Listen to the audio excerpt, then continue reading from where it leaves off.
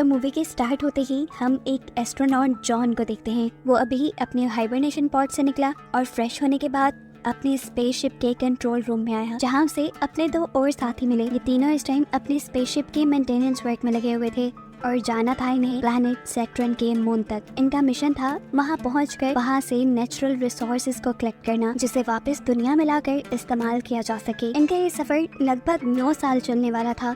इतने बड़े सफर में ज्यादातर ये लोग अपना वक्त सोकर गुजारते थे। कुछ 3 माह बाद ये लोग अपने हाइबरनेशन पॉड से निकलते थे, अपनी स्पेसशिप की मेंटेनेंस को चेक करते थे और इसकी रिपोर्ट अर्थ पर देते थे। और ये करने के बाद ये लोग 90 दिन के लिए दोबारा सो जाते थे। हाइबरनेशन की इतनी लंबी नींद लेने के लिए इन्हें ड्रग्स का भी इस्तेमाल करना पड़ता था। यहाँ ये सारे काम करने के बाद हम देखते हैं कि जॉन कंफ्यूज है। नैश के पूछने पर वो बताता है कि उसे अपनी गर्लफ्रेंड का ना तो फुल नेम याद आ रहा है और ना ही उसे अपनी गर्लफ्रेंड की आवाज याद रही। ये सुनकर नैश उससे कहता है, अरे कोई बात नहीं, हाइबरनेशन के लिए जो हम ड्रग्स लेते हैं ये उसका साइड इफेक्ट है, उसकी वजह से हमें काफी सारी बातें भूल सकते हैं, लेकिन घबराओ नहीं, ये फिर तुम्हें याद आ जाएंगी। खैर अपने स्पेसशिप के सारे सिस्टम चेक करने के बाद जॉन अर्थ पर रिपोर्ट करता है कि यहाँ पर सब ठीक है। ये लोग स्लिंग शॉट के ऊपर ही हैं, यानी उस रास्ते के ऊपर ही हैं जिस पे चलते हुए ये लोग सैटर्न के मून तक पहुंच जाएंगे। अपनी रिपोर्ट देने के बाद इन लोगों को दोबारा सोना था और सोने से पहले जॉन याद करता है कि वो और उसकी गर्लफ्रेंड जोई आखिर पहली मरतबा मिले कब थे और किस तरह मिले थे। जोई उसकी ऑफिस कलीग और उसकी मिशन ट्रेनर थी। ये सब याद करते हुए आखिर उसे जोई का पूरा नाम भी याद आ जाता है, जिसके बाद वो दोबारा अपने हाइबरनेशन पॉड में सो जाता है। अब ये लोग जब अगली मरतबा अपने हाइबरनेशन से उठे तो इस टाइम जॉन सबसे पहले उठा था। ज्यादा सोने की वजह से उसे चक्कर भी आ रहे थे। अपने आप को स्टेबल करने के लिए वो यहीं करीब ही बैठ गया। अचानक उनके स्पेसशिप को एक जोरदार झटका लगा और जॉन ने ऊपर देखा तो एक सीलिंग के स्क्रू निकल रहे थे। ऐसे सीलिंग पैनल निकलकर उसके सर पे लग जाता है और वो वहीं बेहोश। उसके दोनों साथी जब हाइबरनेशन से निकलते हैं तो उसे बेहोश पाते हैं। उन्होंने ऊपर सीलिंग का टूटा हुआ पैनल भी देख लिया था। ये सब कैसे हुआ था ये जानने के लिए ये लोग कंट्रोल रूम में जाकर सीसीटीवी कैमरास की फुटेजेस चेक करते हैं और तब उन्हें मालूम होता है कि इनकी स्पेसशिप को एक बहुत बड़ा झटका मिला था, जिसकी वजह से स्पेसशिप के काफी सारे इंटरनल पार्ट्स डैमेज हो गए हैं। शिप किस हद तक डैमेज हुई थी ये पता चलाने के लिए जब ये लोग शिप के कंप्यूटर को ऑन करते हैं तो कंप्यूटर इन्हें शिप में किसी डैमेज का पता नहीं दे रहा था। और ये चीज जानकर नैश बहुत ज्यादा पैरानॉइड हो गया, घबरा गया, क्योंकि उसे लगा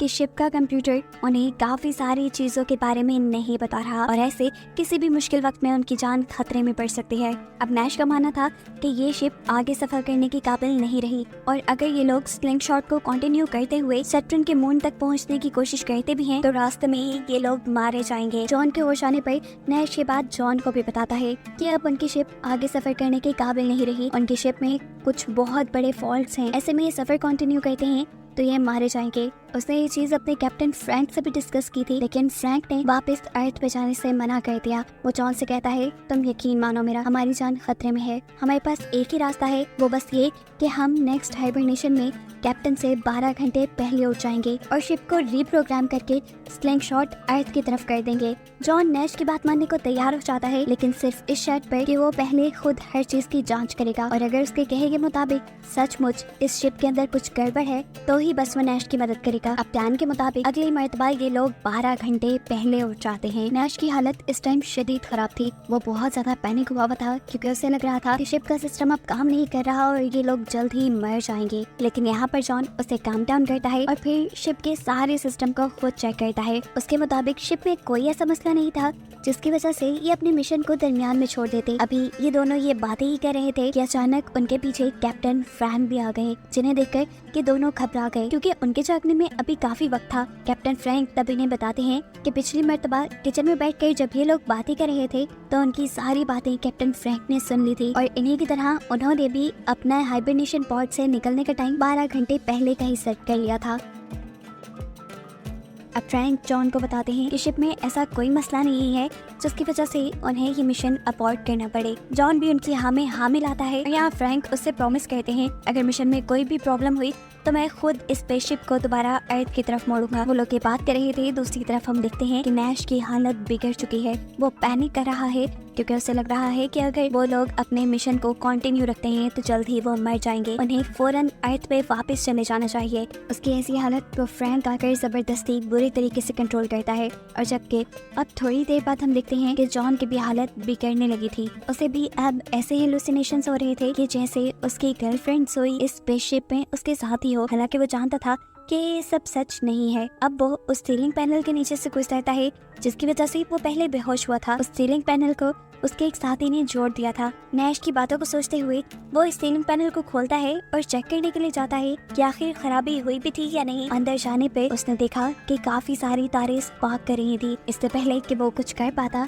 इस स्पार्क की वजह से वहाँ एक बहुत बड़ा डैमेज हो जाता है और स्पेसशिप बाहर की तरफ से टूट जाती है। अंदर की ग्रेविटी अब यहाँ वर्क नहीं कर रही थी। बाहर से आने वाला प्रेशर तेजी से जॉन को अपनी तरफ खींच रहा था, लेकिन जॉन यहाँ स्पेसशिप के कुछ पार्ट्स पकड़कर अपने आप को स्पेसशिप के अंदर रखने की कोशिश में था, लेकिन जल्द ही वो अपने आप को बचाने में नाकाम रहा और एकदम से स्पेसशिप के बाहर स्पेस में गिर गया। उसके बाहर गिरते ही यहाँ असल में जॉन को होश आता है और हमें मालूम होता है कि ये सब जो अभी हमने देखा वो सिर्फ जॉन की हेलुसिनेशंस थी। ये लोग अब अपने हाइबरनेशन पॉड के अंदर वापस चले जाते हैं। जब अगली मर्तबा ये लोग उठे तो इन्हें मालूम हुआ कि इनके मिशन का पीक टाइम आ चुका है। इन्हें अब अपना स्लिंग शॉट चेंज करना था। यानी जिस ऑर्बिट जिस पाथ के ऊपर ये लोग सफर कर रहे थे इन्हें वो चेंज करना था। नैश इस सबके हक में नहीं था क्योंकि उसे लग रहा था कि उसकी स्पेसशिप के अंदर कुछ ना कुछ गड़बड़ है, लेकिन कैप्टन फ्रैंक और जॉन ये मिशन दरमियान में छोड़ने के हक में नहीं थे। इसलिए वो दोनों अकेले ही सारी कैलकुलेशंस करते हैं और फिर स्लिंग शॉट चेंज कर देते हैं।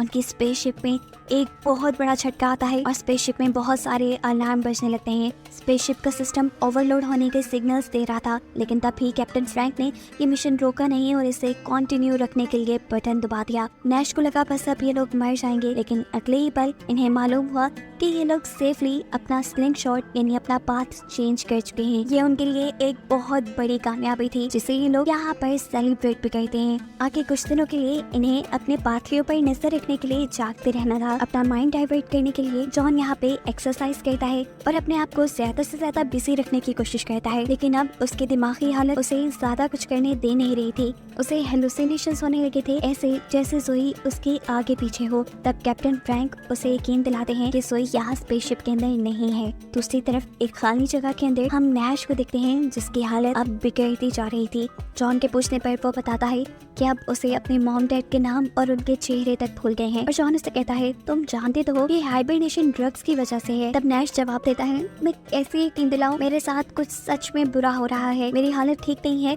मुझे अब नंबर्स भी सही से समझ नहीं आ रही। ये लोग बातें कर रहे थे कि इन्हें कंट्रोल रूम के अंदर कैप्टन फ्रैंक बुलाते हैं।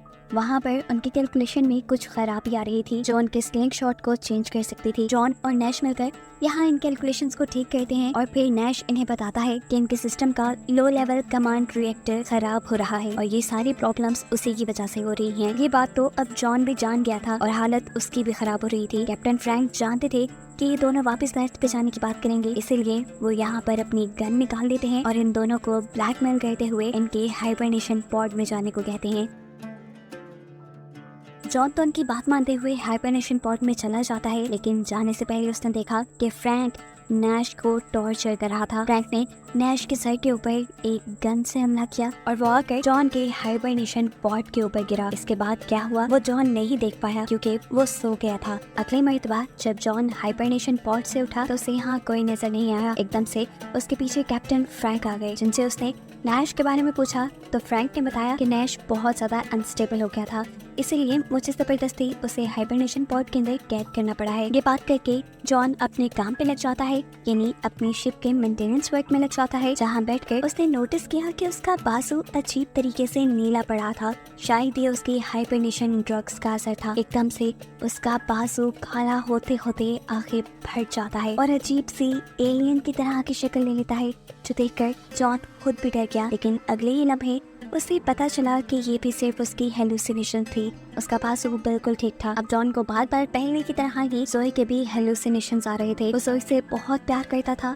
शायद इसलिए वो उसके माइंड से निकल ही नहीं रही थी। और तब फ्रैंक उसे एक बहुत ही दर्दनाक हकीकत बताता है, वो ये कि उसका और जोई का रिलेशन कभी था ही नहीं। असल में जोई उनकी मिशन ट्रेनर थी और कंपनी ने उसे जॉन से पब्लिक प्लेसेस में मिलने को इसलिए कहा था ताकि वो जॉन की मेंटल हेल्थ के बारे में पता चला सके और ये जान पाए क्या वो इस मिशन के लिए सूटेबल है या नहीं। ये बात सुनकर जॉन गुस्से से पागल हो जाता है और फ्रैंक से कहता है, तुम कौन होते हो मेरे या मेरी लाइफ के बारे में कुछ भी कमेंट करने वाले, प्लीज मेरे पर्सनल मामला से दूर रहो।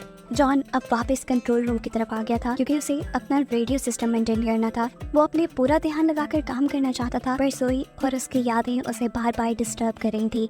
अभी वो इन सारी सोचों में उलझा हुआ था कि तभी उसे रेडियो के जरिए कोई कांटेक्ट करता है और उससे बहुत सारे सवाल पूछता है। इससे पहले कि जॉन किसी एक भी सवाल का जवाब दे पाता, ये कॉल डिस्कनेक्ट हो जाती है और फौरन फ्रैंक उसके पास आता है और पूछता है, तुम किससे बातें कर रहे थे? जॉन यहाँ कुछ नहीं बोलता और तब फ्रैंक उसे कहता है, चलो अच्छा, अब तुम्हारा दोबारा हाइबरनेशन साइकिल में जाने का टाइम हो गया है। जॉन अभी दोबारा हाइबरनेशन में नहीं जाना चाहता था, लेकिन वो ये भी जानता था कि कैप्टन फ्रैंक अपनी बात मनवाने के लिए किस हद तक जा सकते हैं। इसीलिए वो फ्रैंक को कंट्रोल रूम के अंदर ही बंद कर देता है और उससे कहता है, मैं तभी हाइबरनेशन पॉड में जाऊंगा जब तुम मुझे नैश से मिलवाओगे। तब फ्रैंक कहता है, पागल हो गए हो, मैं उसके हाइबरनेशन साइकिल को डिस्टर्ब नहीं कर सकता, ऐसे में कुछ भी गलत होने का खतरा है। तो मेरी बात मानो, अभी तुम जाकर सो जाओ, अगली मर्तबा जब तुम उठोगे तो मैं तुम्हें उससे मिलवा दूंगा। अभी हम दोनों के लिए यही बेहतर है कि जब तक हम सैटर्न के मुद्दे तक ना पहुंच जाएं, उसे ना ही जगाया जाए। यहाँ बातों में भला फुसला कर फ्रैंक जॉन से अपना दरवाजा खुलवा लेता है और फिर फौरन ही उसके ऊपर गन पॉइंट करके उसे जबरदस्ती हाइबरनेशन पॉड में जाने को कहता है। जॉन ने देखा था कि किस तरह जब नैश ने उसकी बात नहीं मानी थी तो फ्रैंक ने उसके ऊपर हमला कर दिया था। अब पहले से ही अपने आप को बचाने के लिए वो यहाँ फ्रैंक से ही लड़ने लग जाता है, उसके हाथ से उसका वेपन लेने के लिए। इन दोनों के दरमियान में अच्छी खासी लड़ाई शुरू हो जाती है और ये गन लेने के चक्कर में जॉन फ्रैंक का नाक तक तोड़ देता है, जिसकी वजह से वो बेहोश भी हो गया था। उसे अब पागलों की तरह हेलुसिनेशंस आ रहे थे, जोई के और डिफरेंट चीजों के। वो सब चीजों से ध्यान हटाकर दोबारा कंट्रोल रूम में जाता है और सीसीटीवी फुटेजेस के जरिए नैश को ढूंढने की कोशिश करता है। इससे पहले कि वो नैश को ढूंढ पाता, यहाँ दोबारा फ्रैंक आ गया। फ्रैंक उसके ऊपर हमला करने ही वाला था, लेकिन जॉन ने उससे पहले ही फ्रैंक के ऊपर हमला करके उसे इतना मारा कि वो जान से ही मर गया। वो अब इस शिप में और कुछ गलत होने नहीं देना चाहता था। दोबारा वो कंट्रोल पैनल तक गया और उसने एआई से अपने बाकी क्रू मेंबर्स के बारे में पूछा और ये जानकर तो उसके होश ही उड़ गए कि इस शिप में कोई और क्रू मेंबर था ही नहीं। शुरू से अब तक इस शिप के अंदर सिर्फ एक ही क्रू मेंबर है और वो खुद है जॉन। अब जॉन एआई से जब अपना पूरा नाम पूछता है तो उसे पता चलता है कि उसका पूरा नाम जॉन फ्रैंक नैश था और अभी तक जो दो कैरेक्टर यानी नैश और फ्रैंक हम देखते आ रहे थे वो दोनों ही उसकी हेलुसिनेशंस का पार्ट थे। और जैसे ही ये सारी हकीकत जॉन को पता चलती है कि अभी तक उसे हेलुसिनेशंस हो रहे थे और वो इस शिप के अंदर सिर्फ अकेला है, तो वो पूरी तरह टूट जाता है। अब उसने अर्थ से कांटेक्ट किया क्योंकि उसे समझ नहीं आ रही थी उसके साथ क्या हो रहा है। हैरान कर देने वाली बात ये थी कि दूसरी तरफ से जोई ही जवाब देती है। असल में उनके सिस्टम में कुछ प्रॉब्लम हो गई थी जिसकी वजह से जॉन को हाइबरनेशन ड्रग एक मर्तबा ज्यादा दे दी गई और इसी की वजह से वो अब तक हेलुसिनेट कर रहा था। ये सारी बात जानने के बाद वो जोई से कहता है कि बस वो अब इस मिशन को और कंटिन्यू नहीं करना चाहता, वो अर्थ पे वापस आना चाहता है। और तब एक और शॉकिंग ट्विस्ट उसे ये पता चलता है कि वो अभी तक किसी स्पेसशिप के अंदर था ही नहीं और ना ही वो कोई स्पेस ट्रेवल कर रहा था। उसे स्पेस ट्रेवल की ट्रेनिंग देने के लिए एक फैसिलिटी के अंदर रखा गया था जो बिल्कुल एक स्पेसशिप जैसी थी। इस फैसिलिटी के इस खास कंपार्टमेंट को जो कि बिल्कुल स्पेसशिप की तरह बनाया गया था, उसे जमीन के तकरीबन 1000 फीट अंदर की तरफ बनाया गया था ताकि हाइबरनेशन ड्रग और हाइबरनेशन के सारे इफेक्ट्स अच्छी तरह पता चल पाए। जॉन इन सब चीजों को लेकर बुरी तरह कंफ्यूज था। वो जोई से बताता है कि वो स्पेस में इस टाइम जुपिटर को देख पा रहा है, उसके सामने स्लिंग शॉट है। तो यहाँ जोई उसे बताती है कि ये सब भी जो उसे नजर आ रहा है वो उसकी हेलुसिनेशन का ही एक पार्ट है। इन्हीं की बातों से हमें पता चलता है जो एक मरतबा पहले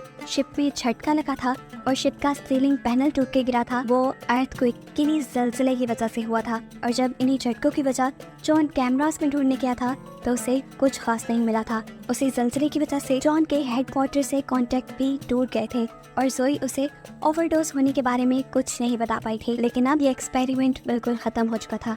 अब जोई से कहती है, तुम आराम से इस फैसिलिटी से बाहर आ सकते हो, एयरलॉक की तरफ जो दरवाजा है तुम्हें वो इस फैसिलिटी से बाहर ले आएगा। जोई के कहने के मुताबिक अब वो भी दरवाजा खोल के जैसे ही बाहर जाने लगता है तो एक और मरतबा फ्रैंक उसके सामने आ गया। फ्रैंक ने उसे बाहर जाने से मना किया, उसे वार्न किया कि बाहर मत जाओ, लेकिन जॉन को लगा कि शायद वो अभी भी हेलुसिनेट कर रहा है, इसीलिए वो बाहर आ गया। बाहर एक टूटी बिखरी सी जगह थी उसके इर्द गिर्द एक मैकेनिकल सिस्टम बना हुआ था और रेडियो से जोरी से कह रही थी, तुम हमारे ऊपर बिलीव रखो, तुम्हें यहाँ से बाहर निकाल दिया जाएगा। इससे पहले कि वो आगे बढ़ जाता, उसके सामने एक बंद दरवाजा आ जाता है और इस टाइम उसे रियलाइज होता है कि अभी जो सब उसने सुना और देखा वो उसकी हेलुसिनेशन थी। वो सच में एक स्पेस मिशन के अंदर स्पेस में ही था अभी तक। और बस यही बताते हुए ये कहानी यहाँ खत्म हो जाती है।